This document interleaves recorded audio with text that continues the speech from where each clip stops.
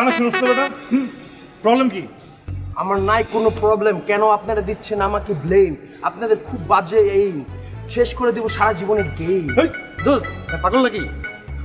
পাগল আমি নই, আমি হচ্ছি কবি, আমি আঁকি না কারো ছবি। তুই কবি, তুই কবি, কালার ঘরে কালা, তুই কবি। কালিয়া কালু, ওই তুই 3 বেলা কালকাতা খাস, হ্যাঁ? তোর থাপড়ে আমি ফর্সা বানানো বলছি। দোস্ত মেজাজ গরম করিস না।